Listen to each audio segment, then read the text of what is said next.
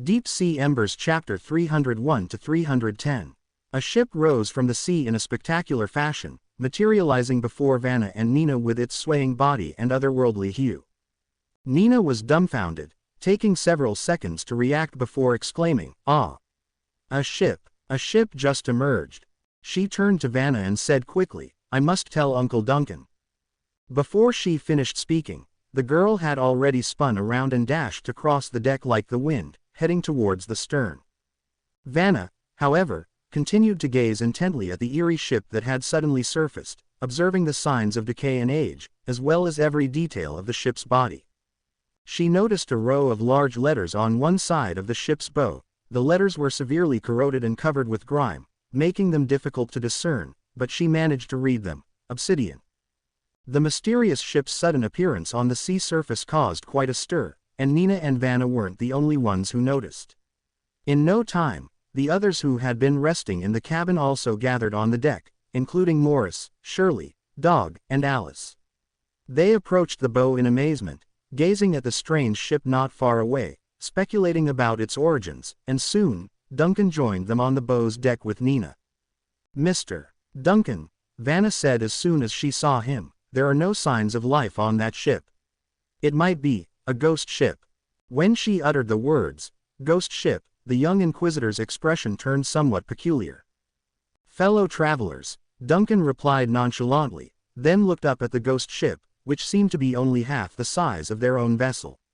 He first noticed the chimney structure on the ship's upper part. "It looks like a steamship. Can you estimate its age and origin?"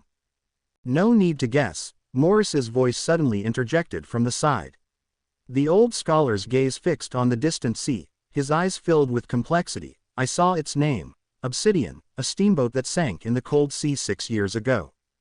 "Ah," Shirley, who was stretching her neck, looked at the old man in surprise. "Sir, you know that ship?" "Scott Brown was on that ship when it had the accident." Morris's voice was slightly somber. "But how did it suddenly appear here? And in this manner?"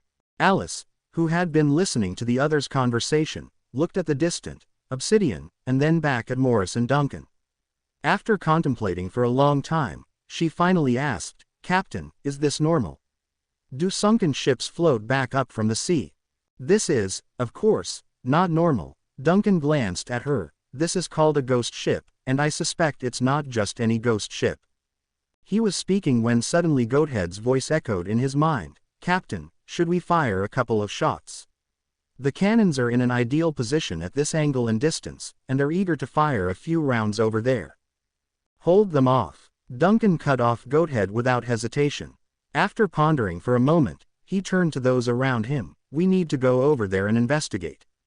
"We're going to that ghost ship." Shirley recoiled upon hearing this. "Isn't that a bit reckless?" "I'm not afraid of anything else, but what if that ship suddenly sinks again? After all, it surfaced unexpectedly. I will bring us back." Duncan glanced at the girl indifferently. "Of course, if you don't want to go, you can stay here. It's not compulsory." Shirley opened her mouth, but before she could speak, Dog broke the silence first. "We'll go. We'll go. It's our duty to serve the captain. We're eager to." Taken aback, Shirley started grumbling to her partner telepathically. "Dog, can't you have some principles? What's unprincipled about actively participating in group activities, understanding the situation, and showing initiative?" Dog argued in their mental connection. "With the boss leading, we don't have to worry about safety, so we should show ourselves. What I mean is, can you give me a chance to rely on someone next time? You always snatch it." Dog pondered for a moment. "Shirley, can't you have some principles?" Duncan didn't notice that Shirley and Dog were daydreaming while communicating telepathically. He knew that when these two were silent, they must be muttering in their mental connection. Instead, he looked at the others and asked, "Do you want to join us?" "I want to go." Nina was the first to raise her hand, and she even seemed a bit excited. "A ghost ship, I've only heard of them in legends and stories, but I've never seen one in person." "The Vanished is also a ghost ship," Duncan reminded the girl, then looked at the others. "What about you? Perhaps we can find clues left by Brown before the accident on that ship." Morris nodded. "I'll go with you." "I'll go too." Vanna followed. the ghost ship phenomenon may be related to heresy or evil corruption, and I have some experience in this area. I don't know. Alice thought about it and looked at Duncan, but I want to be with the captain. Let's all go then. Consider it an eye-opener, Duncan said casually, waving to the dove resting and basking in the sun on the mast nearby. Take us to that ghost ship. A ball of dark green flames suddenly appeared on the vanished, and in an instant, the massive skeletal bird took flight, heading towards the obsidian, which swayed gently with the waves. All of a sudden, the deck of the vanished had fallen silent. Ads by PubFuture. This quietness was brief though, and a small boat hanging near the side of the vanished suddenly creaked, swaying rather dejectedly. It was a shuttle boat, typically used for quickly transferring personnel between two ships at close range on the water. As they spoke, two ropes coiled at the edge of the deck produced a rustling friction sound, slithering like snakes toward the side of the shuttle boat and tapping the boat's hull with their ends. Of course, the goat head in the captain's cabin sensed the situation on the deck and sighed slightly. It struck up a conversation with the old crewmates it had been with for a century. Maybe, you guys should practice rowing in the sea a bit more. The creaking sound of the rocking boat grew louder. On the other hand, I, who had flown to the airspace above the obsidian, did not land immediately. Instead, under Duncan's command, she circled above the ghost ship several times, ensuring there were no moving targets on the ship before landing on a relatively clean and stable part of the deck. A green flame shot into the sky, and Duncan and his companions emerged from the fire. An unmistakable musty smell immediately assailed everyone's nostrils. The stench of seawater mingled with an indescribable rotten odor. Nina was the first to frown upon arriving on the deck. The smell here is so unpleasant. Not all ghost ships are as clean and tidy as the vanished with unlimited fries, Duncan said to Nina with a smile. If this ship really is the obsidian from back then, it's been submerged in the deep sea for 6 years. As he spoke, he surveyed the eerie steamship. Rusty, broken, and stained, it might have once been a beautiful and advanced mechanical speedboat, but now all that remained was a lifeless mass of steel and wood. Even more bizarrely, the seawater that should have been present on a ship that had just emerged from the sea was nowhere to be found. The deck was dry. Even in many of the dents on the deck, where water should have easily collected, everything was dry. Vanna also noticed this and frowned slightly, squatting down to rub the ground with her finger. She still remembered the scene when the ship emerged from the sea, with a torrent of seawater pouring down from the obsidian, like an endless waterfall washing every corner of the ship. Logically, there shouldn't be any dry spots on this ship. Vanna, Morris turned his head after observing the situation. Do you sense any heresy or evil corruption? No, Vanna shook her head slowly and frowned. She had been paying attention to this issue since she first stepped on the deck, constantly detecting the presence of any supernatural fluctuations around her. There's no trace of any supernatural aura, but that's even more unsettling. The deck is dry, which is obviously abnormal, and some supernatural force must be involved behind the abnormal phenomenon. It could be a supernatural force beyond your perception, Duncan said casually as he walked forward. Anyway, if there's something hidden on this ship, we just need to search more thoroughly, and it's bound to reveal itself. Nina hurriedly took 2 steps to catch up with her Uncle Duncan. What if something really jumps out? Duncan stopped and turned around with a smile. In any case, let's try reasoning first. Welcome to Fanfic Audiobook, your go-to place for immersive audiobooks.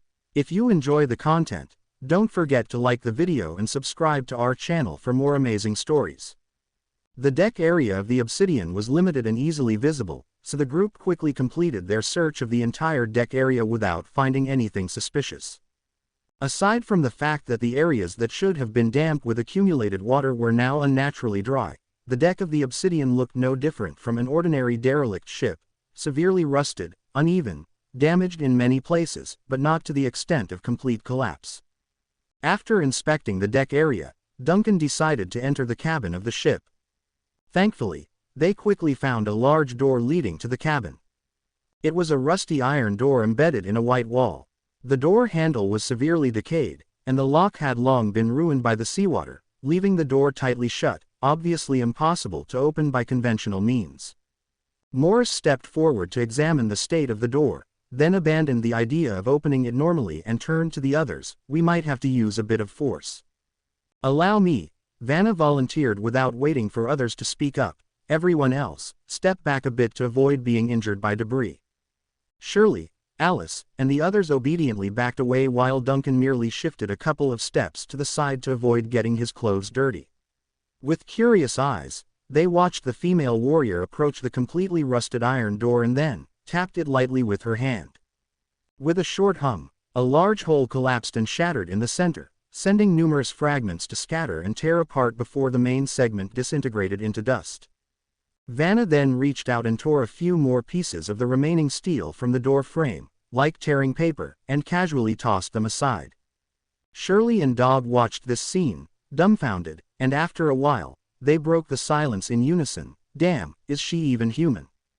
Vanna, of course, heard Shirley and Dog's voices, turned her head and smiled. I always keep up with my physical training. Shirley's mouth twitched noticeably, muttering quietly, this has nothing to do with physical training anymore, right? Duncan was also impressed by Vanna's straightforward solution, but having witnessed her feats in the city-states before, he didn't have much of a reaction. He just looked up at the smoke-filled door and asked, what's the situation inside? Vanna waved her hand, waiting for the dust to settle a bit before peeking inside. Her expression suddenly became strange.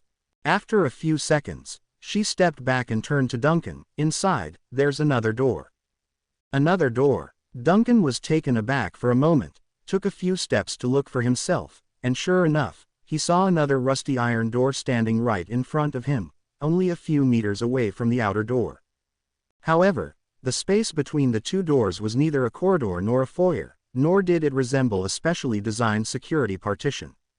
It was just an empty area with no devices, furnishings, or additional windows, only bare walls and an oddly twisted and distorted ceiling. I'm not sure if this is the normal structure of the obsidian. Morris also came over to take a look and shook his head. I only knew about this ship before, but I've never seen it in person. Duncan frowned slightly, then quickly nodded to Vanna. Open that door. Vanna immediately went forward and smashed the second door inside in the same manner as before. She then peeked inside and looked back with a bewildered face. Inside, there's another door. Another one. This time, even Shirley was surprised. She didn't care about the safe distance and brought Dog closer. My God, there really is another one. Inside the second door was a third door with the same structure and the same peculiar compartment. If there had only been a second door, it could be explained as a special design of the obsidian, but now that there was a completely inexplicable and eerie third door, it was hard to dismiss it as the ship's design concept being ahead of its time. The structure of this ship is not quite right. Duncan looked back at the two previous doors, his expression becoming slightly serious. Whether normal or not, there shouldn't be such a design. Vanna, open this door as well. All right. Vanna didn't hesitate and punched the third door. This time, she only made a large hole before stopping, not continuing to clear the remaining steel on the door frame, because through that hole, she could already see the situation inside. Captain, she spoke the title somewhat awkwardly, her expression even stranger than before. Inside, there's a wall. A wall. Duncan's eyes twitched, and he looked inside the hole, indeed seeing the wall Vanna mentioned. There really was just a wall opposite the door, and the wall was less than half a meter away from the third one that it was almost touching. How could a ship be designed like this? Nina muttered with a puzzled face. 3 doors and only a wall behind them. Where's the cabin? How do we get into the cabin? Duncan, however, did not speak. He just quietly looked at this oddly structured, overlapping area, his eyes thoughtful as if he had realized something. After a moment, he nodded to Vanna. Keep making holes. Vanna immediately stepped forward, first kicking away the remaining door panels at the bottom of the third door that were in the way, then punched the strange wall. A hole even larger than before appeared before everyone with a loud rumble. It's a corridor. Vanna looked inside and turned to the others.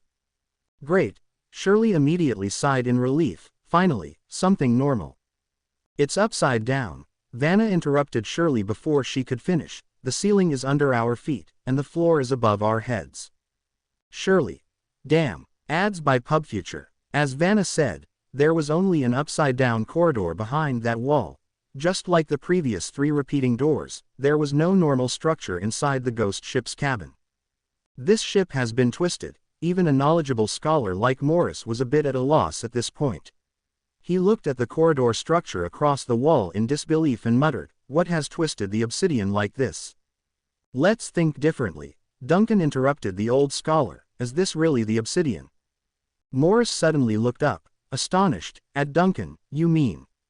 "We are near frost, and beneath the ocean of frost, some terrifying things have happened," Duncan said casually, glancing at Alice, who was curiously looking around. "Remember the abyss plan that Tyrion mentioned?"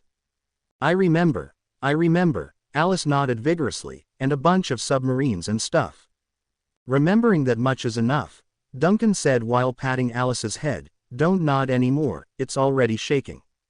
He then raised his hand and knocked on the nearby wall. The metal cabin wall made a hollow thud as it was knocked. "Looks normal on the outside, but it's actually a mess inside, with crude imitation and duplication, and overlapping internal spaces. This probably isn't the real obsidian, but it's hard to say which copy it is." Alice didn't know how much she understood. She just slowly nodded her head with a drawn-out, "Oh," in a pretentious manner. On the other hand, Vanna quickly reacted, "But I remember you saying before that the submarines that surfaced during the Abyss plan only had twisted errors in the copying process of their crew, and the submarines themselves were correctly duplicated. At that time, you speculated that this error should be limited to humans or organisms." "Yes, limited to humans or organisms when the Frost Queen was alive half a century ago," Duncan said slowly.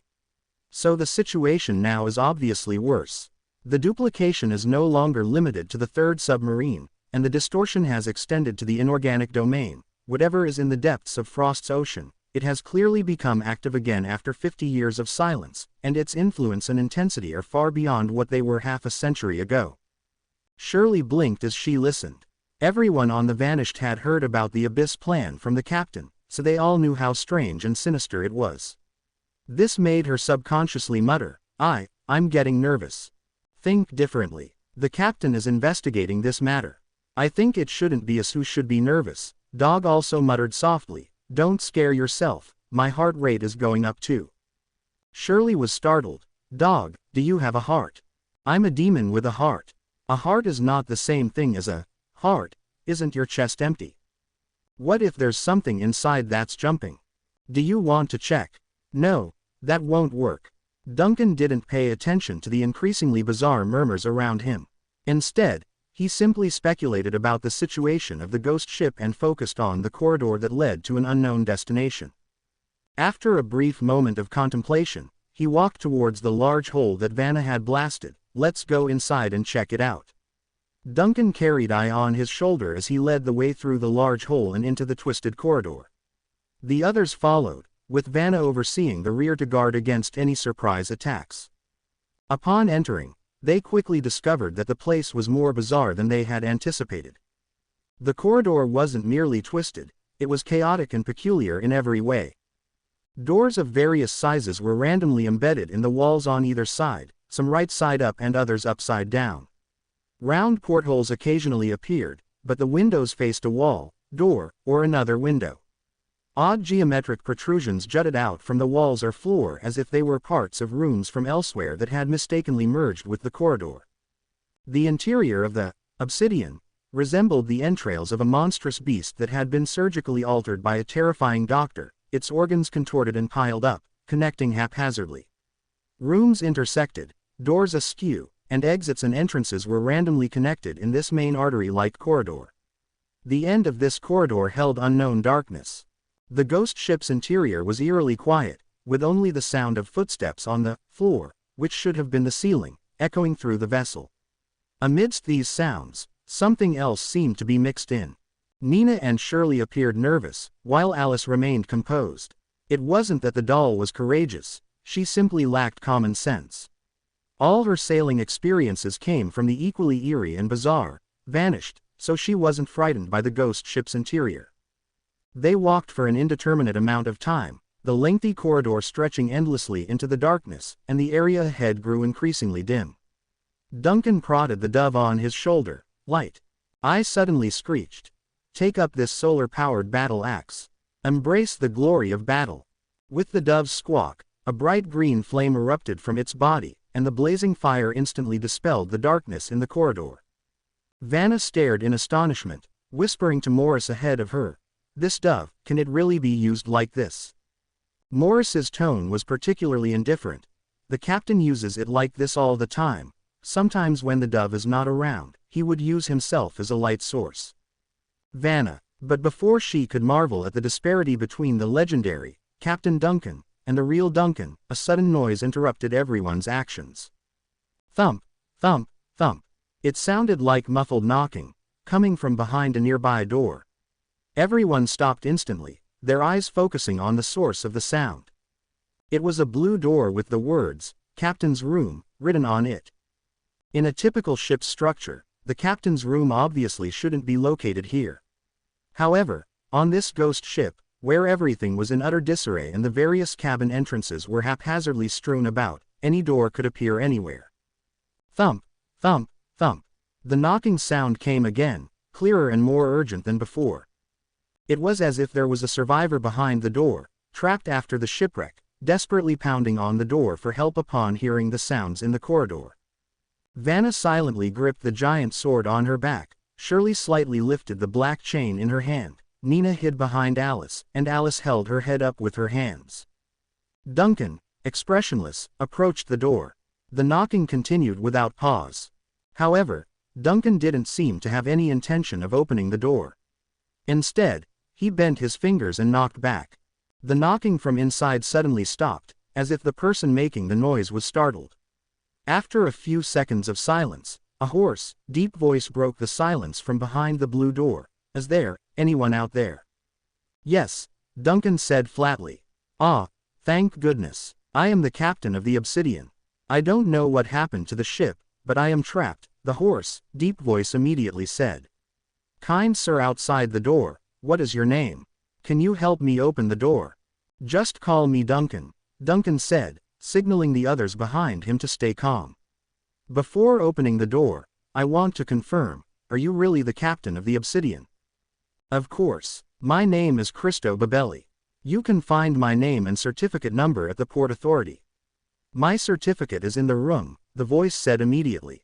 "But this cursed door won't budge, and I have no way of coming out to prove my identity to you."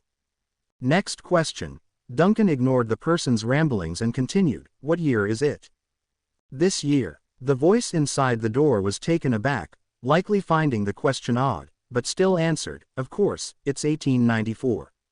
Is there a problem with that?" Duncan looked back at Morris, who nodded slightly. 1894, that was the year the Obsidian had been shipwrecked. Ads by PubFuture. Recalling the shipwreck, Morris suddenly stepped forward and asked, "Excuse me, Captain, do you know of a passenger on your ship named Scott Brown?" "A passenger?" The voice behind the blue door hesitated. "I can't recall the names of every passenger on the ship, but, Scott Brown, you say?" "Ah, I remember now. He's the folklorist, right? He's quite well known, and I've talked to him a few times. From what I recall, he's a slender gentleman with carefully groomed hair and a beard. He's knowledgeable about funeral customs across various city-states and is particularly interested in the frozen sea area north of Frost." Listening to the voice from behind the blue door, Morris nodded slightly and whispered to Duncan, "No discrepancies." Lucid, with a complete memory and able to accurately state his own name, Vanna, who had been quiet, suddenly spoke up. "However, we can't rule out the possibility that it's a malevolent creature that has absorbed human memories and emotions to set a trap. Such occurrences aren't rare on ghost ships." "Oh, that doesn't matter. As long as he indeed possesses the captain's memories, it'll be fine," Duncan said indifferently. "Even monsters can try reasoning first. If reasoning doesn't work, we can try force. We'll always find a way through." Vanna was taken aback. "That's true." Duncan placed his hand on the handle of the blue wooden door. "I'm going to open the door, Mr. Babelli," he said to the person inside. Then, he turned the handle. Unlike the completely rusted cabin doors seen before, this door showed no signs of damage. As he turned the handle, the faint sound of the lock turning could be heard immediately.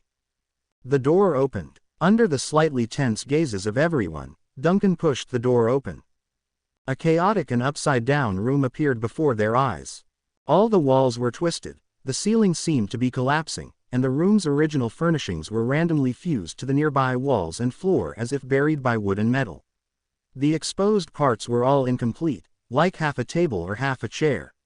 There was a huge hole in the wall facing the door, and it was unclear where the dark hole on the other side led. This chaotic and upside-down room was empty. Duncan glanced into the empty room, but the next second, he heard the voice of Cristo Babelli, the captain, coming from behind the blue door again. "Ah, did you open the door? I seem to have felt some movement, but this door is still not budging in my hands. Is there something wrong with my perception or cognition? Can you help me? I might have been trapped at sea for too long and am experiencing some ill effects. It would be even better if there is a priest willing to lend a hand." Duncan furrowed his brow. He entered the chaotic room and slowly turned the door around to look behind it. That's where he saw Cristo Babelli. A mass, resembling a disfigured, melted wax figure clung to the door. Within the distorted, collapsing structure, one could vaguely see an arm pressed against the door panel, several fiber bundles connected to the hand, and a large mass of an unidentifiable, main body. This horrifying and twisted thing was fused with the door. When Duncan looked at it, it was still slightly swelling and wriggling, and from some part of its structure came a hoarse, deep voice. "Ah, I can't see you. Did you come in? The room might be a bit messy. There was a significant tremor earlier, and I haven't tidied up the room since. My vision seems to have some problems, but they're not very serious. The most troublesome thing now is that I can't move my body. It seems like I've forgotten how to control my limbs. Oh, did you bring a doctor with you?" That was the captain of the Obsidian, Cristo Babelli, a mass of chaotic matter that was almost unrecognizable as a human, an accumulation of imitations that had emerged from the deep sea. He seemed to be oblivious to his own state, and his thoughts appeared somewhat disjointed. He lacked awareness of time and had no awareness of his own bodily distortion. Yet, despite lacking vision and touch, the creature seemed unusually composed, as if he was trapped in some strange state of lethargy. That slightly squirming, expanding, and contracting mass of biological tissue was still emitting a hoarse, low-pitched voice. Cristo Babelli greeted those entering the room, inquiring about the current state of the Obsidian and what had transpired. Upon witnessing this bizarre and frightening scene, Nina let out a muffled gasp of surprise before covering her mouth with one hand and retreating several steps back. This scene was a bit too intense for the 17-year-old girl.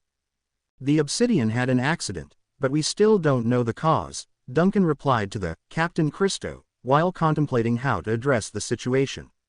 "We were just passing by." "Ah, that's unfortunate. I've been trapped here, entirely unaware of the ship's status," the mass of biological tissue adhered to the door panel lamented. "Is everything else okay? What about the crew and passengers? Have you found them?" "No, but we haven't found any bodies either. They might have already escaped," Duncan said nonchalantly. "Only this room was locked, and we heard you knocking." "I've been knocking on this door. It's the only thing I can touch in the darkness," said Captain Cristo. "May the storm goddess Gomona bless them, as long as the others are safe." The northern city-states were under the dominion of the god of death, Bartok, but on the boundless sea, the storm goddess's authority was unquestionably supreme. Captains would pray to the storm goddess regardless of their origin or faith. Upon hearing the other party's prayers, Vanna and Morris frowned in unison. How could this warped entity still correctly mention the deity's name and even pray with a lucid mind? Duncan noticed this as well and recalled some information about the Abyss plan he had gleaned from his earlier conversation with Tyrion. During the Abyss plan's loss of control, the clones that surfaced from the No. 3 submersibles, emerging one after another from the deep sea, had no reasoning or communication abilities. Even the earliest clone, the one that appeared most human-like, had only uttered a few indistinct murmurs. This had been a critical piece of information from the beginning. Based on this, Tyrion had deduced that the uncontrolled supernatural phenomenon in Frost's ocean could only generate imitations devoid of reason or soul. However, despite seemingly having some cognitive impairments, this mass of Warped matter before them clearly possessed normal reasoning and memory and could even communicate effectively with others. Where had the problem arisen? Was it because the obsidian was not like the number 3 submersibles, as initially suspected, a duplicate? Was it because the twisted phenomena on this ship had a different cause? Or had the out-of-control supernatural phenomenon in Frost's water undergone new changes after half a century, and the imitations it created now began to possess intelligence? Or, Duncan quietly glanced at the Captain Christo, attached to the door panel. Or was it that the captain's consciousness was genuinely inside this mass of biological tissue? For whatever reason, his soul had been inserted into this distorted imitation. The more Duncan pondered, the more he believed this was the most plausible explanation. "Are you still there?" Perhaps Duncan had been silent for too long, and Christo's voice emerged from within the mass of biological tissue again. "Can you help me get out of here? Or is my current situation actually quite severe? Is it serious nerve damage?" Duncan sighed. He knew he had to tell the truth, even if it was harsh. Countless harsh realities had always occurred on the boundless sea. But just as he was about to speak, Vanna's voice suddenly interrupted him from the side. "Mr. Christo, your condition is indeed not good, and we can't move you right now. You may need to stay here a bit longer. Once we have completed our search of the other areas, we will find a way to help you." Duncan conveyed his question with his eyes to Vanna, who raised her hand and pointed at the wall across the room. There was a massive hole in the wall, with a slanted passage leading to an unknown location on the other side. It was dark and menacing inside. Duncan immediately grasped Vanna's intention. There were still too many unexplored areas on this ship. Before determining what had happened to the obsidian, they could not be entirely sure of the status and origin of this Captain Christo. It would be better to first stabilize this strange imitation, complete the search and investigation of the entire ship, and then consider how to handle it. Duncan nodded gently. Professionals are professionals, and this kind of professional sensitivity could only come from dealing with various heresies and evil spirits. "All right, I understand." Christo's voice sounded disappointed and apprehensive. "I'll wait here. But how long do you think you'll be gone?" "It might take a few hours, but we'll be back as soon as possible," Vanna said. "Please rest assured, we won't abandon you. And although your condition is not good, there shouldn't be any issues in the short term. Just stay still, relax, and wait for a while." "Well, okay, hurry back." The writhing, expanding, and contracting mass of biological tissue quieted down. He seemed quite anxious about his condition, but after Vanna expressed her stance, he cooperated and calmed down in an incredible manner. Was it the captain's nature? Or was it the result of his distorted cognition? Duncan couldn't tell. Now, everyone's attention was focused on the large hole in the wall at the end of the room. A regular room would not have such a damaged hole, let alone a twisted slope hidden inside the hole. This hole was clearly also the result of the distorted internal structure of the obsidian. Duncan crossed the topsy-turvy and chaotic room, approached the entrance of the large hole, and peered inside, only to see darkness in the depths of the cave. A passage appeared to be formed from a combination of twisted corridors and staircases that inclined downward, with occasional airflow coming from within, suggesting that there were more passages or larger spaces below. He stepped in, and the others followed closely. Ads by PubFuture. I, whose body was engulfed in ghost flames, once again became the team's searchlight as they moved forward. Under the illumination of the ghost flames, the already dark and gloomy corridor seemed even more bizarre. The distortion and chaos below seemed to be even more severe than above. Morris raised his head, looked at the faintly discernible top of the passage in the interlaced light and shadow, and said thoughtfully. Above the passage, the chaotic overlapping structures could be vaguely recognized: handrails of stairs, cabin doors from unknown origins, mechanical structures, pipes and wires, and even tables and chairs. If the upper cabins could still reveal some semblance of a normal structure, this slope leading to the depths of the obsidian was nothing short of a jumble of everything smashed and glued together, like a chaotic, interwoven nightmare, constantly extending into the bowels of this steel beast. It seems that the closer it is to the duplicate's center, the lower the accuracy of the duplication, Vanna said, and then added, if this ship is really a duplicate like the number 3 submersible. When we get back, I want to talk to Tyrion, Duncan casually said ahead. He might be interested in what happened to the obsidian. But I think he'll be scared half to death by you first. Vanna couldn't help but mutter. I've talked to him, and I feel like he has quite a significant psychological shadow. Duncan slowed down, looked back at Vanna. Vanna suddenly felt a bit awkward. Did I say something wrong? No, Duncan laughed. I'm just amazed that you can finally talk to me normally. This feels right. Vanna opened her mouth as if she wanted to say something more, but at that moment, the light emitted by eye in front suddenly dimmed, and then the field of view in everyone's eyes widened. The passage had come to an end. There was indeed a large open space below. Is it a cargo hold? Morris frowned, looking at the open and dim space in front of him. He saw that the space was flat and open, incredibly neat, compared to the incredibly chaotic slope they had just traversed, but he couldn't determine the space's original purpose. Could it be that the deepest part of this ghost ship is just an empty cavity? Nina looked around and muttered nervously, with everything piled up on the upper 2 levels. No one could answer her question. Alice looked around curiously, taking a few steps forward. Miss Puppet suddenly halted, emitted a brief gasp, and looked in astonishment at the ground beneath her feet while rubbing her shoe sole on the side. I think I stepped on something. She turned her head back and innocently spoke to Duncan. It's sticky and somewhat nauseating. Sticky.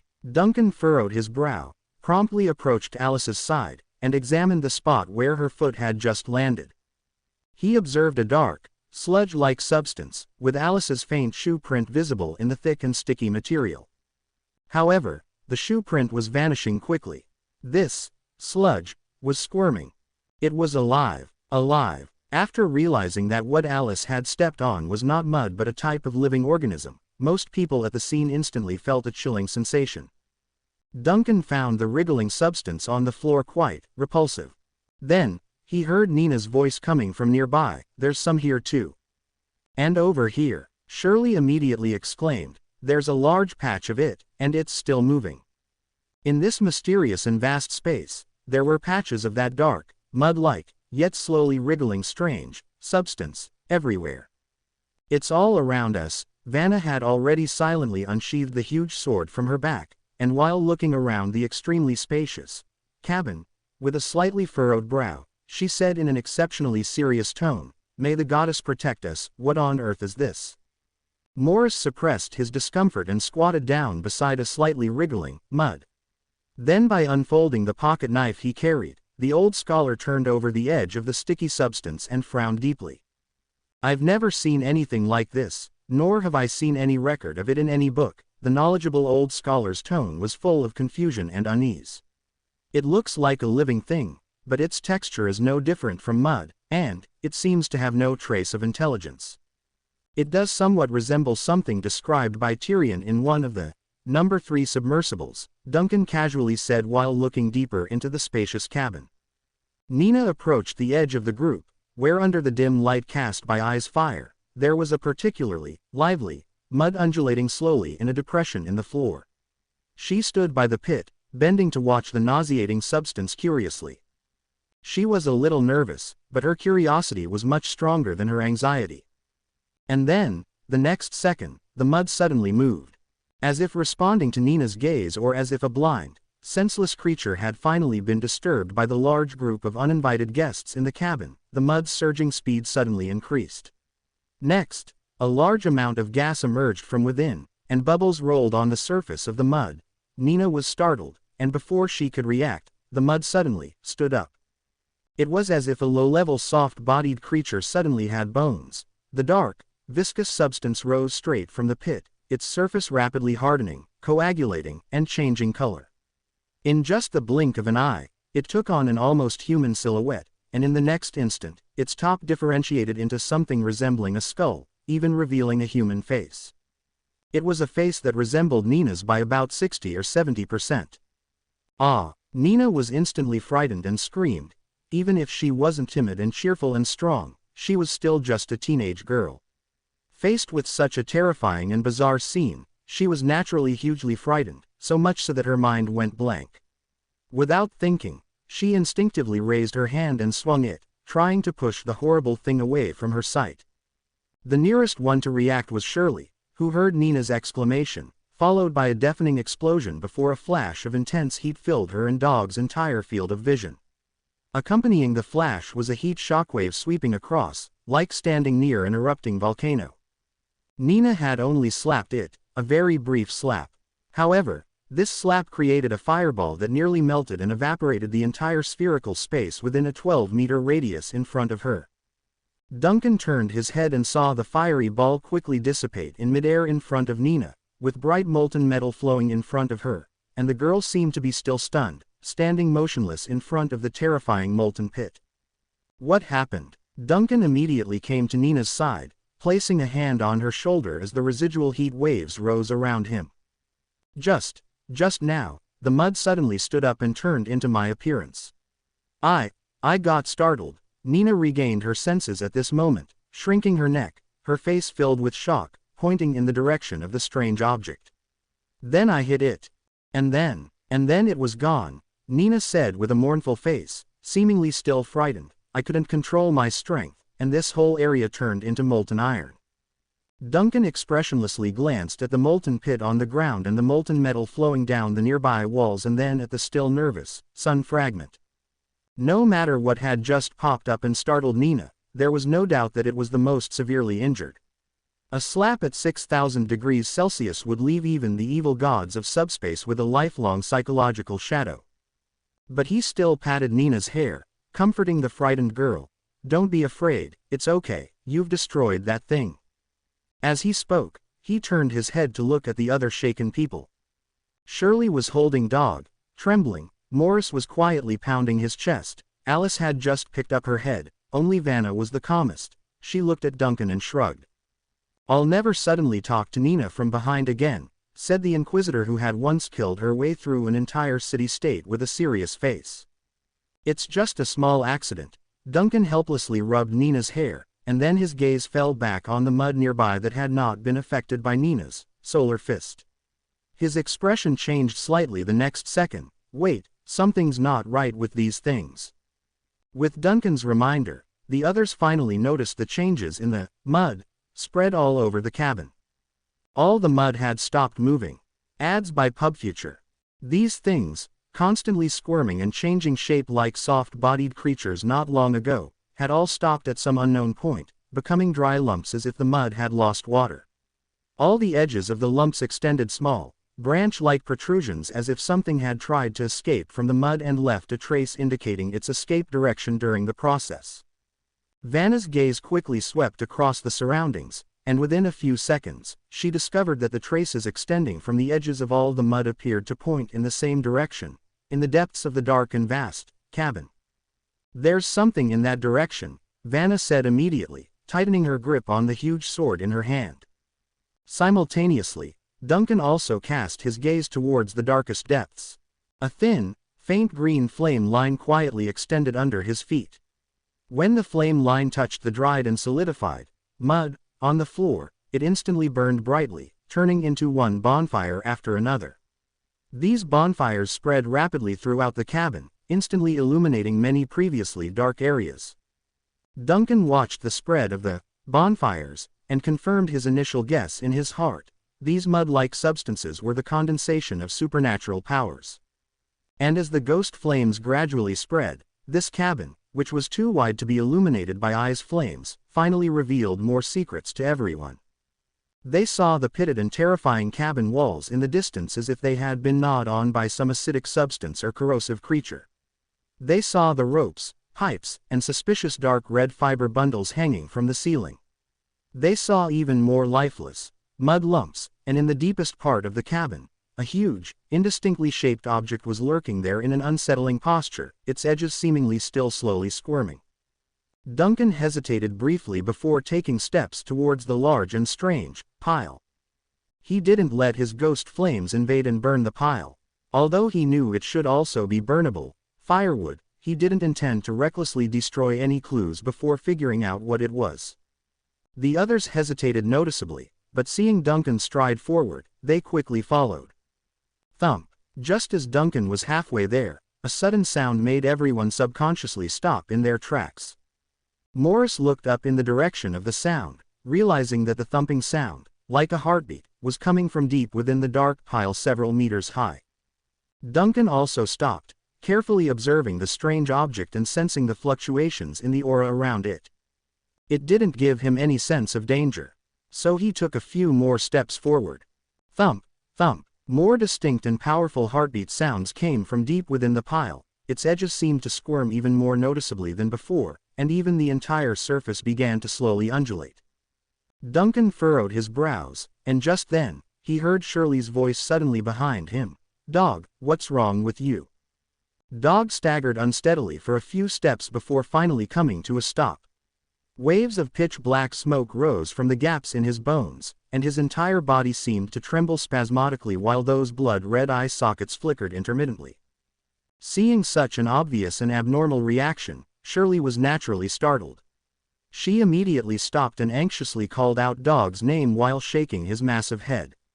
After calling out numerous times, Dog finally regained his senses and spoke up with a hoarse, low voice. "Why do I suddenly feel unable to move?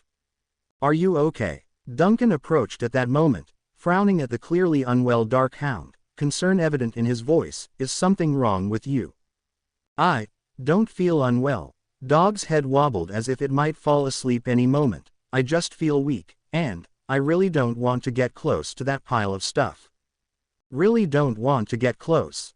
Duncan turned to look at the strange, slow-moving pile that resembled mud under the firelight. Could this odd mud be affecting Dog? Was it some kind of instinctive suppression? Dog's unusual reaction captured everyone's attention and set Duncan's mind racing. His first thought was whether Dog's exceptional perception, which far exceeded that of humans, had detected something invisible. However, Dog's reaction indicated that it hadn't seen anything out of the ordinary. Dark hounds are among the more powerful shadow demons, and they rarely become like this just because they face a more powerful individual's pressure. Vanna crouched down and stroked the bone fragments on Dog's body without any hesitation. She then turned back and said, "Besides, that thing doesn't emit any intimidating aura. You can remove the more part." Shirley mumbled beside her. "Dog is truly powerful." "Not powerful. I'm not powerful at all." Dog quickly shook its head. "This place is a bit too creepy. Should we come back next time?" "Coming back next time is impossible, as this ghost ship might not stay here obediently waiting for us to explore it repeatedly." Duncan shook his head. "But your current condition is indeed not suitable for continuing." Dog was being affected by some inexplicable force, and allowing it to get closer to that pile of stuff might lead to unforeseen consequences. The best course of action now was to have Dog and Shirley temporarily return to the vanished. Duncan gestured to the side, and I immediately flew over, circling in the air while shouting, "Who's calling the ship? This is a trap. Abandon ship and escape. You take Shirley and Dog back to the vanished first." Duncan ignored the bird's outcry, pointed to Dog lying on the ground and Shirley with a concerned expression beside him, then thought for a moment and pointed to Nina. "Take Nina back, too." "Huh." Nina didn't react right away. "Why do I have to go back too? I'm in great shape now. Earlier, that thing attempted to replicate you. Although you hit it and interrupted the process, we don't know if those larger entities at the end will have any other reactions when you get closer." Duncan explained succinctly. "It's better to be cautious in such a situation." After listening carefully, Nina nodded obediently. "Ah, all right, I'll go back." Duncan had prepared some persuasive words, expecting that Nina, being a curious girl, would be eager for such adventures. However, he was surprised that she agreed so readily, and soon he just shook his head with a smile. She was still so sensible. The undead bird's flames whisked Shirley, Dog, and Nina out of the obsidian. But the space didn't descend into darkness with I's departure. The bonfires Duncan lit using the dry and stagnant mud as fuel still illuminated the gloomy and eerie place. The strange substance coiled at the end of the cabin continued to wriggle quietly as if half asleep or dormant in its dreams. But when Duncan's gaze fell on the pile of material again, a distinct thump sound emanated from within. "The kids have left." Duncan breathed a sigh of relief and took a step towards the dark matter. "Now it's time for the adults to deal with this problem."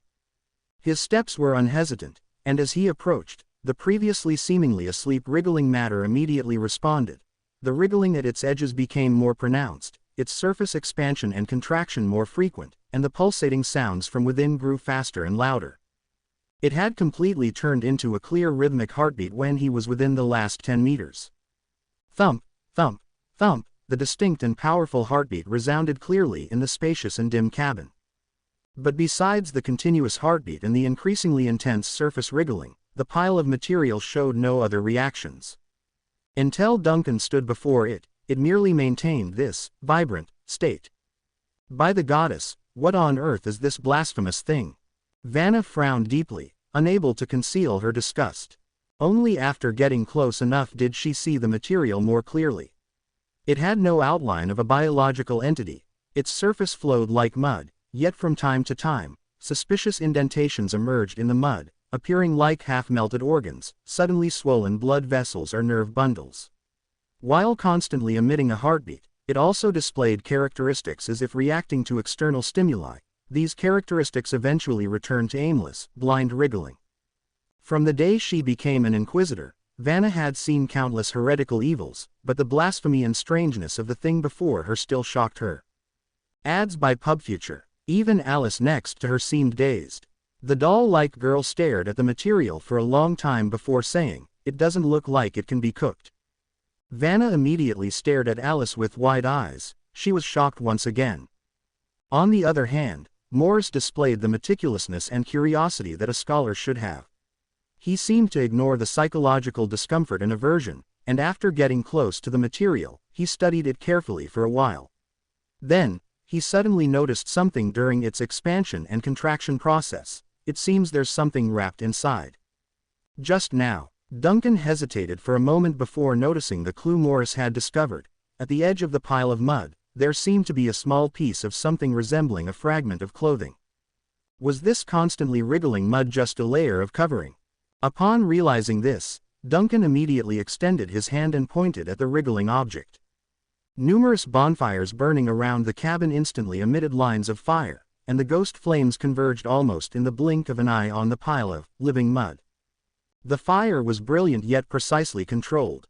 Duncan commanded the fire to burn away only the black sludge, careful not to harm the other materials inside. Under his deliberate catalysis and control, the revolting wriggling object was reduced to ashes in just a few seconds. What was previously hidden deep within the pile of material finally revealed itself to everyone. This is, Morris gazed at the scene before him with some astonishment. A human, a middle-aged man, leaned against a pile of wreckage lying in the ashes left by the ghost flames. He had wide, angry eyes as if he had been fighting a fierce enemy to the dying moments before his end, yet one hand tightly covered his mouth as if suppressing great terror. His body was in a horrifying state, with a large part of the body dissolved by something and turned into a chilling, decomposed structure. Now, only a heart, exposed in the open chest cavity, continued to beat slowly and powerfully. Thump, thump, thump. The heartbeat echoed throughout the cabin as if containing a strong will. It turned out that the heartbeat Duncan had heard as he approached came from this heart. But this human had clearly been dead for a long time, and his heartbeat did not signify any signs of life.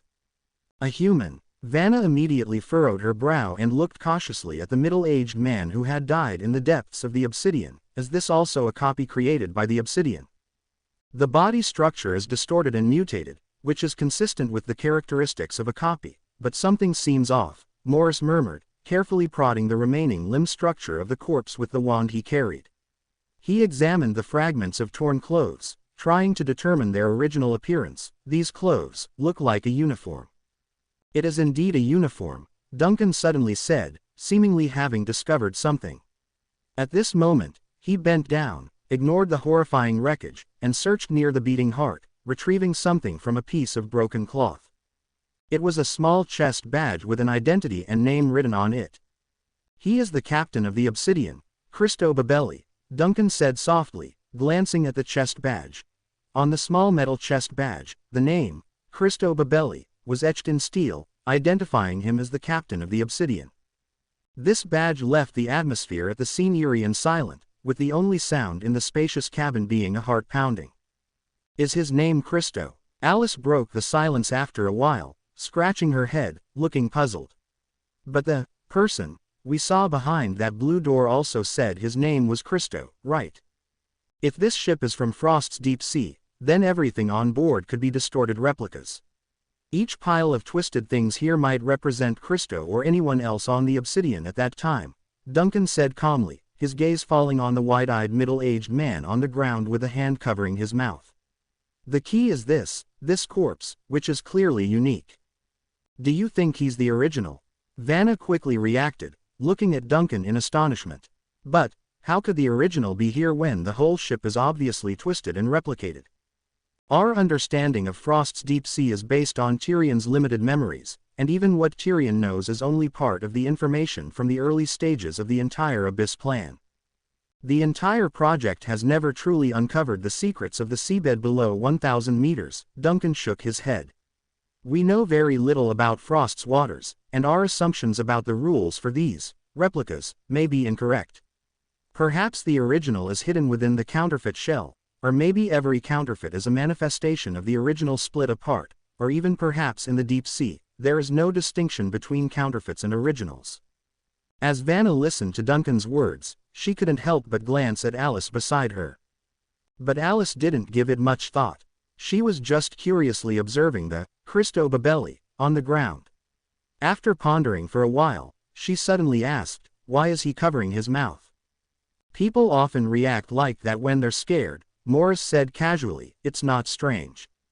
However, as soon as he finished speaking, Duncan's voice chimed in, "No, it's quite strange, it's not because of fear." Morris looked at Duncan in surprise, only to see him squatting down beside the eerie corpse, even bringing his face close to it, carefully examining something. Thump, thump, thump.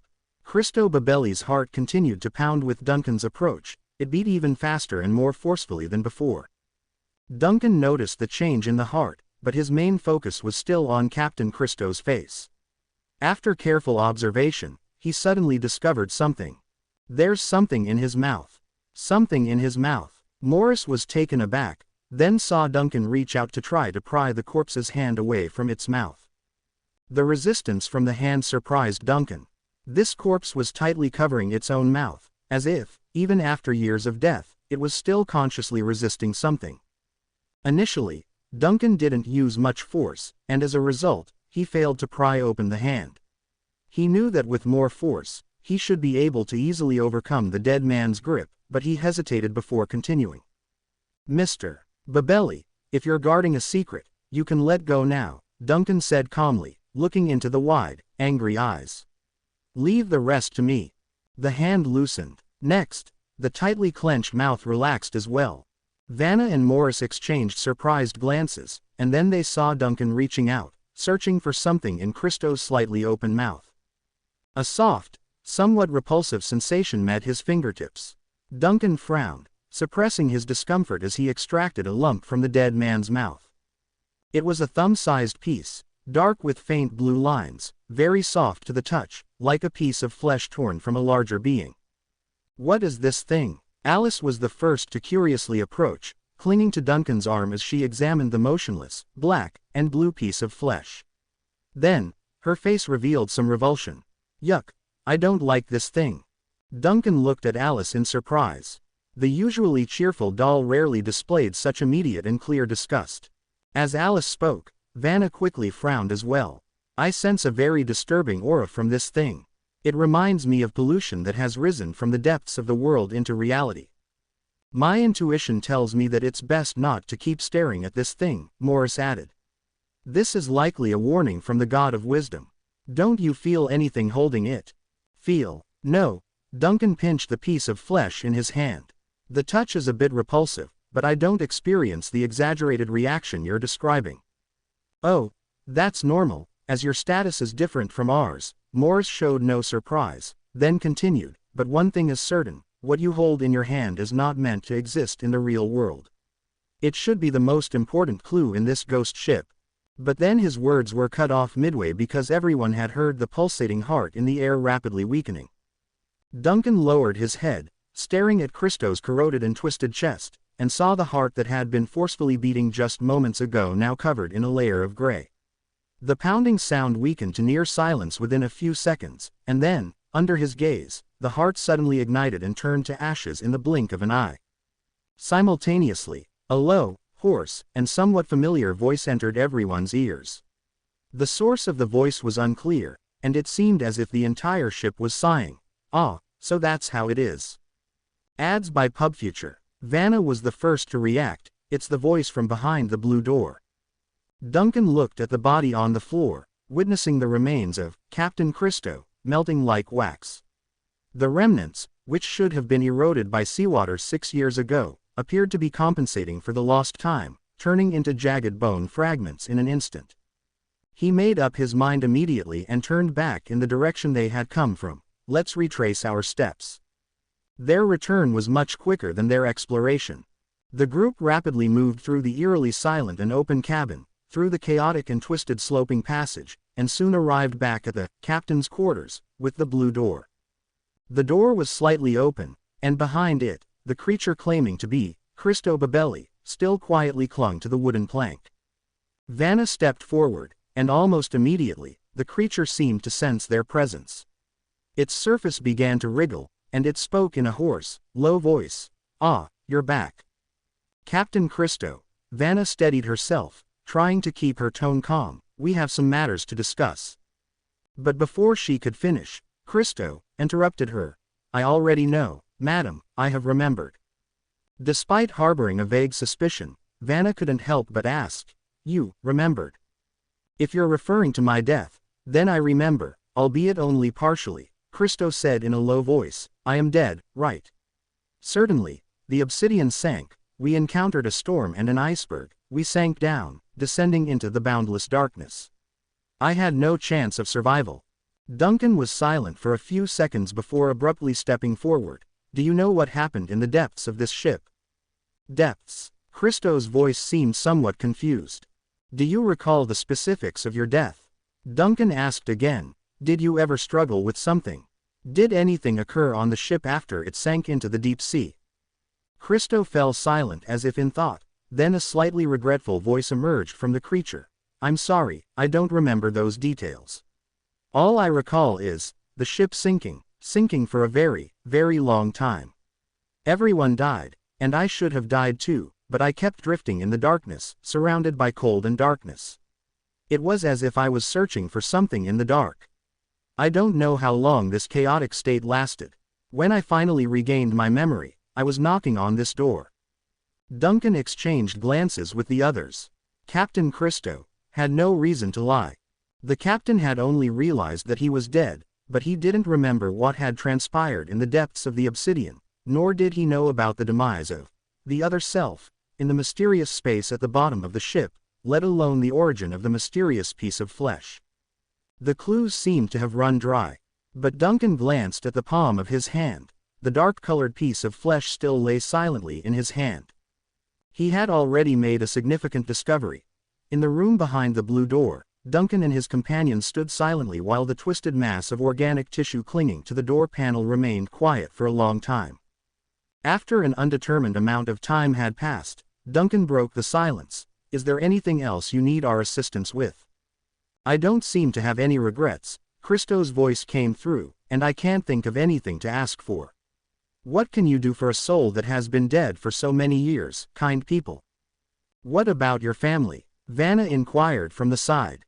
"Family?" Christo hesitated momentarily, as if memories were surfacing within his twisted shell. "Oh, right, family, my wife and daughter. They live in Frost, at the end of Fireplace Street."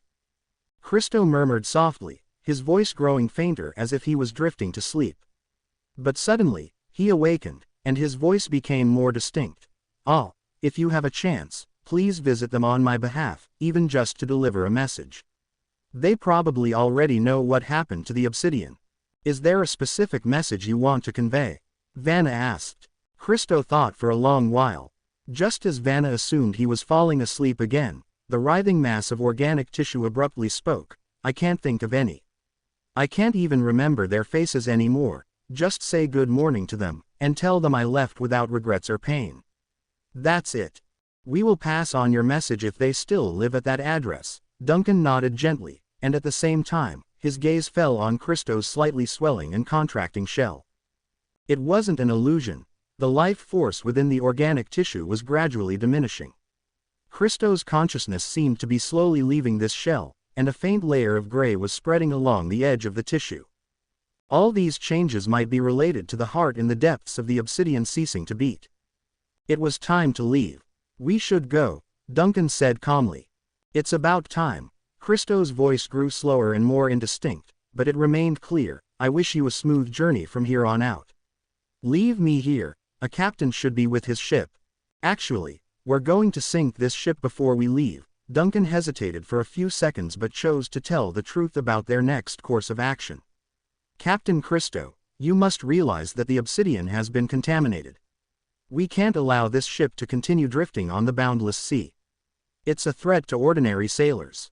Christo was silent for a moment and then spoke softly. Thank you, kind person. Duncan looked at the captain for a few seconds, nodded silently, and prepared to leave. But just as he was about to cross the door, Christo's voice suddenly reached his ears again. Among you, is there a follower of the god of death, Bartok? I'm sorry, we don't have any. Vanna shook her head. Why do you ask? Ah, I was just hoping that a follower of the god of death could assist me with a prayer for my soul's passing. After all I've experienced, my soul is tainted, and I doubt I can pass through Bartok's door of life and death. If there's a prayer, perhaps my soul can dissipate more quickly, but if not, then so be it. Life is always full of disappointments, isn't it? Vanna and Morris exchanged glances involuntarily. After a brief hesitation, the latter couldn't help but speak up. We are clerics of the storm goddess and the god of wisdom. We will pray for you after we leave, although it may not be as effective for a follower of the god of death. I'm not familiar with the god of death Bartok, but if what you're saying is the greatest wish of a dying follower of the god of death, Duncan said, stepping forward to grasp the hand attached to the door panel, I hope your wish comes true. Thank you, kind people. The writhing mass of flesh finally fell silent, its movements slowing down and the gray color of death spreading everywhere. He was not yet completely dead, but the last of his vitality could no longer support further conversation. Duncan silently nodded to the captain of the obsidian and stepped through the door. The group left the captain's quarters, navigated the twisted, chaotic corridor, and crossed the three nested gates to return to the deck of the ghost ship. Outside, the sun had already begun to set for the evening. Accompanied by the sound of flapping wings, a spectral undead bird wrapped in flames flew in from the direction of the vanished, circling above Duncan and his companions. A faint green flame rose from the obsidian and transformed into a meteor streaking back to the nearby vanished. Moments later, the vanished slowly adjusted its position. The gun port covers on the side of the ship were lifted, and dark gun barrels extended from the firing holes. Gunfire roared, and fiery meteors rained down. Under the increasingly slanted and pale bloody sunset, the obsidian was almost immediately engulfed in raging green flames and rapidly took on water, disintegrated, and sank amidst a spectacular series of burning and explosions. This ghost ship, which had been thoroughly eroded by supernatural forces, sank into the deep sea in an incredibly short time, leaving only a few whirlpools of various sizes on the surface. At the edge of the vanished's deck, Duncan faced the setting sun, watching the direction in which the obsidian sank, and saw the ghost ship off until the last moment. It wasn't until it had completely sunk that he turned his gaze back to Vanna and Morris, who was standing behind him. Sailing on the boundless sea is one of the most dangerous jobs in the world, and being a captain of an ocean-going ship is the most perilous position, Morris said with some emotion. More than half of ocean-going captains meet a tragic end. Even if they retire alive and settle on land, they struggle to integrate into ordinary life due to various reasons. Most of them suffer from curses and mental abnormalities, with hallucinations, visions, and even scrambled memories haunting them for the rest of their lives. My daughter, Heidi, deals with this kind of thing often. Ads by PubFuture. Duncan didn't respond to the old scholar's sigh. After all, from the perspective of the people, this ship, the Vanished, and he, as Captain Duncan, were actually just another example of those who didn't meet a good end. It was just that his bad end was too intense. How are Shirley and Dog? Duncan suddenly asked. I just went to see them. Alice immediately raised her hand. Dog said it's fine now and is currently studying Nina's textbooks from elementary school. Shirley said Dog needed someone to take care of him, so she is dozing off next to Dog. The enigmatic knowledge-seeking hound and its illiterate owner. Huh, Duncan's mouth twitched as he walked towards the cabin. I'll go check on them. He went straight to the cabin where Shirley and Dog were staying, knocked on the door, and found it was slightly ajar. Pushing the door open, he saw a dog sitting on its hind legs at the desk, engrossed in a primary school textbook, held by his two front paws, and the illiterate Shirley, who was fast asleep on the bed behind Dog. Duncan's mouth twitched, and although he had just heard Alice say this, seeing this scene for himself made it feel even more surreal. Dog, hearing the noise at the door, looked up. Oh, Captain, you, damn. Before it could finish its greeting, the enigmatic hound suddenly let out a loud, cracking scream, and Dog's entire body jumped up from the chair, almost reaching the ceiling. With a clatter, the black chain connecting Dog and Shirley instantly tightened. Shirley, who had been sleeping soundly on the bed, was pulled into the air by the act and slammed into the wall beside her with a loud thud. Dog, have you lost your mind?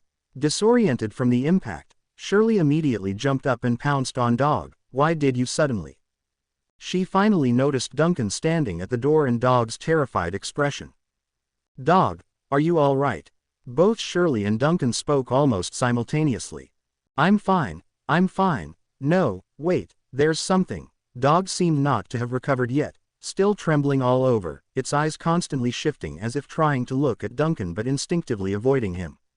After a long pause, it managed to say, Captain, are you carrying something in your left pocket? Something. Duncan was startled, then realized what Dog was talking about. He reached into his left pocket and pulled out a small metal box that had once held tobacco. Opening the metal box, a thumb-sized, dull-colored strange, flesh piece, came into everyone's view. Damn. Dog became even more anxious when it saw the object and scurried to the corner of the room. Where did this come from? From the depths of the obsidian. Duncan frowned. Why are you reacting like this? Can you sense something from this? Nether Lord. The aura of the Nether Lord. Dog trembled as if in vibration mode. This is the flesh and blood of the Nether Lord. Duncan was genuinely taken aback for a few seconds before he realized what Dog meant by its words, not because he couldn't understand what it was saying, but because he needed to digest the shocking revelation. Are you sure? He picked up the small piece of gray-black flesh with a faint blue tint from the small iron box and pinched it. This thing is part of the Nether Lord. You're still pinching it. Dog's voice changed pitch as it watched Duncan's overly bold action. Don't you feel the immense pressure and power emanating from it? No. Duncan shook his head, then added, not only do I not feel it, but Vanna and Morris don't have much of a reaction either. They only think this thing is somewhat dangerous or unsettling, but nothing as dramatic as you. Listening to Duncan's words, Dog unconsciously crouched down, assuming a fully alert posture next to the table, the blood-red glow flickering on and off in its eyes. After a while, it muttered, it seems to have lost its vitality, or perhaps you've suppressed its vitality, but I can't tell. I'm a shadow demon, and I have an inseparable connection with the Nether Lord. In my eyes, there's only endless shadow and pressure. It might indeed have something to do with your constitution, Duncan said. As he closed the lid of the tobacco box and casually put it back in his pocket, he noticed that Dog's condition had visibly relaxed as he did so. I'll put it away for now, you might feel better. Thank you, Captain. Dog's trembling finally lessened a bit. It shakily stood up but still looked unsettled, staring at Duncan's pocket. You just said, this flesh came from the depths of the obsidian. Yes, and from a mortal's mouth. Duncan sighed, recounting the events that had occurred after sending Dog and Shirley back to the Vanished. We found this flesh sample in the mouth of Christo Babelli. Upon hearing the full account, Dog's astonishment was evident. It looked up and exchanged glances with Shirley, and then for half a minute, neither of them spoke. After an unknown amount of time, Shirley broke the silence. You mean to say, that captain named Christo bit off a piece of flesh from a deity before he died? Does the Nether Lord count as a deity? For mortals, there's no difference. Godlike is a very broad concept, Dog said solemnly. shaking his head slowly. I still can't believe it. I can't imagine how he did it. Mortals don't even have the strength to move a finger in front of the Nether Lord, let alone fight back. Moreover, how did he see the Nether Lord? Did the obsidian venture into the abyssal part of the ocean? Duncan frowned. Instead of sinking continuously in the real dimension after it sank in Frost's ocean, was it transported away? Or, beneath Frost's deep sea, is there actually a passage to the realm of shadow demons? I don't think it's likely. Dog immediately shook its head. I've never heard of a place in the shadow realm that's directly connected to the real dimension, and if there really was a leak between the two places, Frost would have been torn apart by demons that emerged. The sinking of the obsidian happened 6 years ago. Duncan pondered for a moment. However, the information he had now was too scarce, and no matter how much he thought and speculated, it was difficult to find a reasonable explanation. One thing was certain though. The flesh brought out from the obsidian was extremely dangerous, and it seemed best not to take it out casually. Of course, he also considered whether to burn the flesh directly or stuff it into the main cannon of the Vanished. Based on the feedback he felt after coming into contact with the flesh, Duncan believed that it could be burned away by his ghost fire as supernatural fuel. But after briefly weighing the options, he decided to keep it for now. What if it could be useful in the future? While thinking, Duncan's attention returned to Dog. The Dark Hound seemed to have recovered a bit and consciously avoided looking at the location of the Nether Lord's flesh, appearing much better now. Are other shadow demons like you? Huh. Dog didn't react immediately. You mean? You've told me before that shadow demons come from the Nether Lord, and the habitats of more powerful shadow demons like you are even closer to the Nether Lord. Duncan looked at Dog's blood-red eyes. But the way you react when you get close to the Nether Lord's aura, how do you normally live next to that deity? Trembling every day. Dog was clearly taken aback, probably not expecting the captain's imagination to be so leaps and bounds, and specific, but after a moment of silence, it shook its head and honestly said, normal shadow demons wouldn't react like me. Reason is the premise of madness. Dog sighed. Only with wisdom do you understand fear, and only with humanity can you distinguish animalistic instincts. I've deviated from the normal path of shadow demons and thus lost the qualification to approach the Nether Lord. Shirley, who was beside them, blinked and suddenly realized, Dog, did you just say something very philosophical? Reason is the premise of madness. Duncan ignored Shirley's chatter, murmuring thoughtfully, so, you can't return to your homeland now. Yet, you can't sever your connection with the Nether Lord, and you can't get close to the Nether Lord's aura either. But you're extremely sensitive to it. Dog held its head and sighed. That's about right. You're quite miserable. Dog's voice sounded like it was about to cry. Normally, no one would suddenly hold a piece of the Nether Lord's flesh in front of me. This is a safe and stable real dimension. That was my mistake. Duncan sincerely apologized. I hadn't considered it before. No, please don't apologize to me. Dog was suddenly frightened, quickly crawling under the table. With just a casual apology from you, who knows if I'll be entangled in subspace again. All right. Duncan was taken aback and couldn't help but reveal a strange smile on his face. He shook his head and turned to leave. I won't bother you anymore. Continue reading. Shirley quickly stood up to see him off, but Duncan suddenly stopped and looked back at her. Why don't you learn from Dog? He can even read elementary school stories now, while you still make mistakes 3 out of 5 times when spelling your own name. Aren't you embarrassed? Shirley defended herself confidently. Dog is a demon that pursues knowledge. It's normal for him to have strong learning abilities. How can I compare to him? Ads by PubFuture. First of all, the phrase, pursuing knowledge, isn't used like that, and secondly, even if Dog is a demon that pursues knowledge, don't always avoid knowledge. Duncan sounded a bit helpless. In a few days, I'll have to arrange a test for you to see how much you've learned. After saying this, he turned and left the room, closing the door behind him. As expected, Shirley's wailing and cursing could be heard a few seconds later at the door. A happy smile appeared on Duncan's face as he stepped forward, heading towards his own quarters. Night was falling. In the hidden harbor of the Mist Fleet, blocked by fog, icebergs, and treacherous currents, Tyrion walked slowly on a path at the edge of the harbor. The cold night wind came from the direction of the sea, the sound of waves crashing against the shore was incessant, the world was soaked in the cold and dark light of creation, and in the distance, the bustling noise from the harbor square could be faintly heard. Sailors were having a party, using fine wine, tobacco, and noisy instruments to dispel the emptiness left by the deceased in the world and consuming their cold and endless energy with a night of revelry, but for Tyrion, such gatherings were too noisy. They were not conducive to his calm thinking. Another set of footsteps followed him. It was his loyal first mate, Aedan, who now smelled like a piece of bacon with added cinnamon and clove. This scent made Tyrion marvel. The people of Planned really had a lot of tricks in the tobacco field. "You can join the party in the square," Tyrion suddenly said. "There's no need to accompany me on a walk in this desolate place." "I'm waiting for the late-night part," Aedan said. "They've invited 12 dancers from Cold Harbor. They have great energy. Quote, Captain, in such cold weather, dancing on a pirate island occupied by the undead, and late into the night as well, tell me honestly, what kind of damned price did you offer?" "It wasn't actually that much." Aedan scratched his shiny bald head and chuckled. "Last week, when the Raven went on a mission, it happened to rescue Curved Knife Martin's ship. As you know, Martin controls a quarter of the theaters and dance troops in Cold Harbor."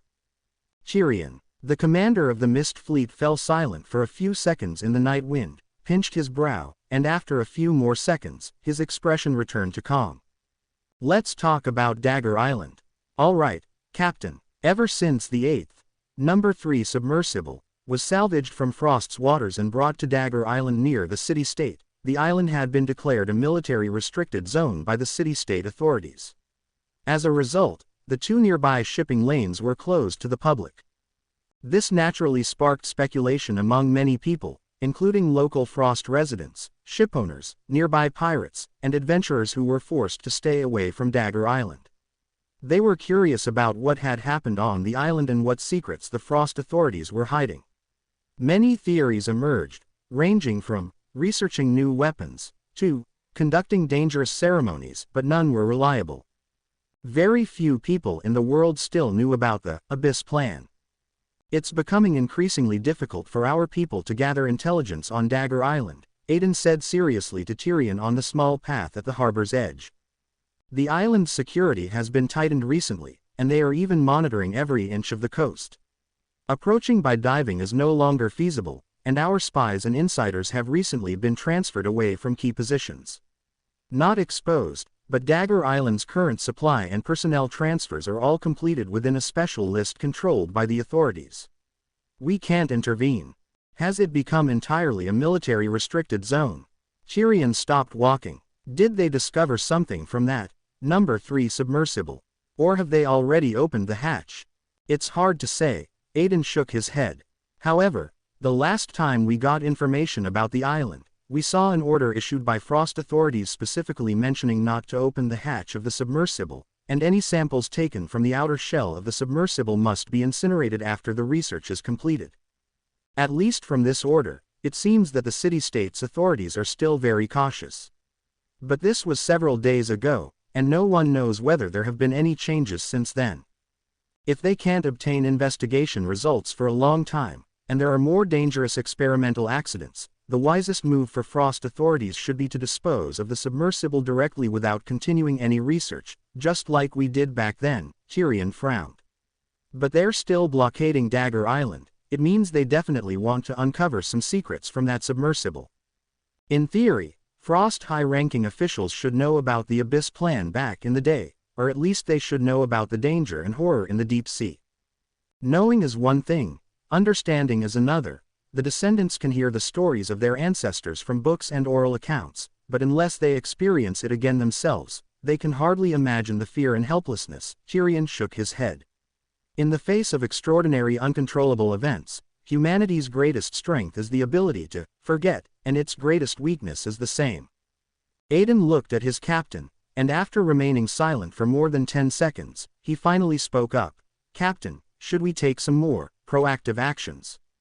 "More proactive actions? Contact Frost authorities, warn them, or even more directly, have the fleet raid Dagger Island and seize that Number 3 submersible, Aiden said bluntly. Given Dagger Island's current defense capabilities, it should not be able to withstand a powerful assault from the Mist Fleet.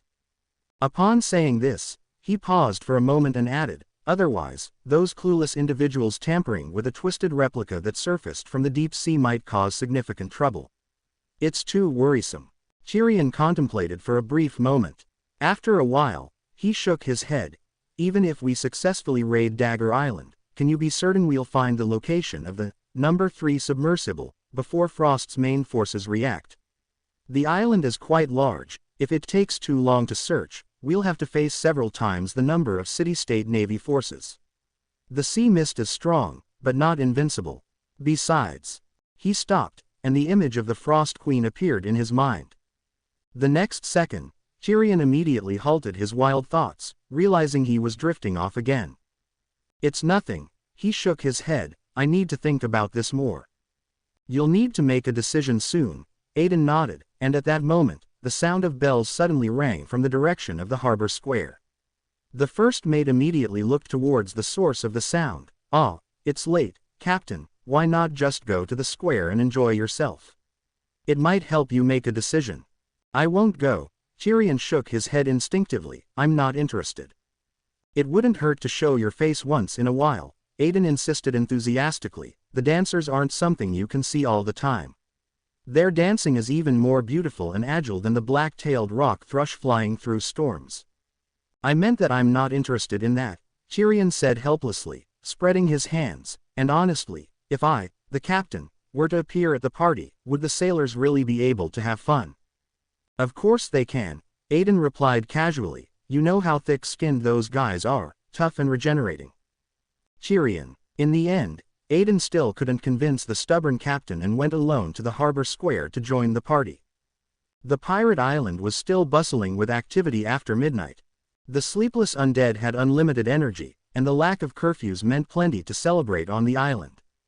A platform on one side of the square had been converted into a stage.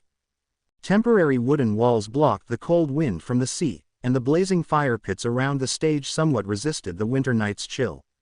The undead no longer feared the cold or heat, but the human guests visiting Pirate Island tonight still needed careful protection. Young girls from the cold harbor danced passionately between the bonfire and the cold wind. As their skirts fluttered and the dancers spun, the bonfire burst and leapt in the night, and the sound of the distant waves was endless. The terrifying undead made noise in the audience, and on the fog-covered Pirate Island, there was a rare bustling night scene in this world. Tyrion stopped at an inconspicuous corner near the square, looking up at the stage. He wasn't here to attend the party but to return to his residence, just passing through the square. The weekly gathering of sailors was a tradition that dated back to their time in the Frost Navy. Even after departing from Frost, the custom persisted within the Mist Fleet. Decades had gone by, and though much had changed, many things remained the same. Ads by PubFuture. Tyrion observed his former subordinates creating a ruckus in the square, a smile slowly forming on his face. However, his smile soon diminished. He glanced at the nearby stage where the dancers performed, their passionate dance and graceful movements reminiscent of startled birds, but their eyes appeared dull and lifeless. They had likely consumed a potion beforehand consisting of various herbs and a small amount of supernatural catalysts, a common practice. The potion enabled them to endure the cold to a certain degree but also impaired their cognition and thinking. This prevented them from experiencing fear, leaving only their instinct to dance. Evidently, the masters of these dancers didn't want their instruments to jeopardize the harmonious relationship with the cold sea pirate leaders due to fear. Tyrion clucked his tongue. This was quite typical. Those who dared to engage with pirates, even sending people to Pirate Island, employed similar methods. As the church and authorities wouldn't intervene in their shady dealings, ordinary people could only devise alternative ways to cope with the shadows and horrors of the boundless sea. The lives of pirates and risk speculators were never as romantic or exciting as depicted in adventure tales. In a way, administering the potion also served as protection for the dancers. Tyrion felt a hint of disappointment. He had hoped Curved Blade Martin would have made some progress over the years, but it seemed the man continued to rely on decade-old tactics to run his cold sea entertainment industry. He shook his head, ready to turn and leave. But as he was about to depart, a faint crackling sound of fire unexpectedly caught his attention. This peculiar yet familiar sound caused Tyrion's heart to clench for a moment, nearly making him stumble. He then fixed his gaze on the source of the noise. A ghostly green flame flickered on a nearby ice wall, and as the light and shadow expanded, the center of the icy surface turned pitch black, like night. A tall, imposing figure emerged from it. "Good evening, Tyrion," the figure said. "I hope I haven't interrupted your rest." Tyrion stared at the figure materializing from the ice, holding his breath momentarily before attempting to maintain a composed expression in reply to the other's greeting. Good evening, Father. Why have you suddenly? I have some matters to discuss with you, and I wanted to see how you've been recently, Duncan said nonchalantly. What are you doing? As he spoke, he looked up, and his eyes moved past Tyrion's shoulder to focus on the stage in the distance.